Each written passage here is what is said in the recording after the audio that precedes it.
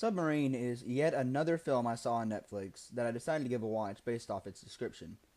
In the past, these kinds of movies haven't done much for me, but this film was actually a pretty good watch.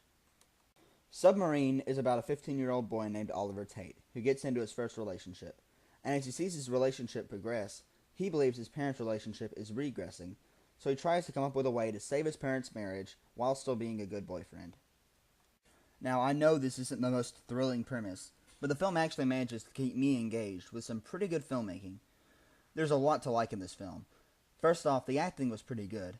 Although the cast is filled with mainly unknowns, I thought every actor did a pretty good job, and they were all well cast. I especially like the performance by Yasmin Page, who plays Oliver's girlfriend Jordana. She does a great job in this film, and I'd like to see more of her in the movies. Her character is also very good.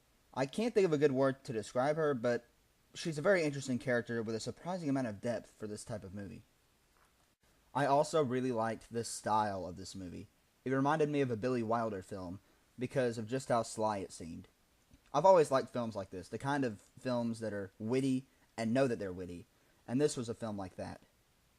Now, while the elements in this film are surprisingly well done, I'm afraid that the story just doesn't quite measure up.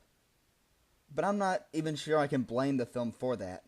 I mean, it isn't that the story was bad after all. It's just supposed to be a movie about a teenager and his worries about his parents' marriage. And it's not like the filmmakers didn't know what they were making.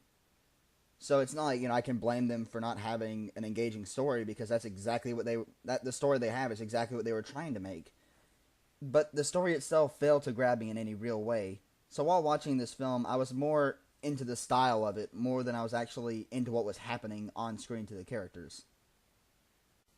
While there weren't any horrible flaws in the movie, there was a sequence of events towards the end of the film that I didn't like. I won't spoil any details, but it seemed to me like some of the things that were happening in the film were only happening to create a problem between Oliver and his girlfriend Jordana.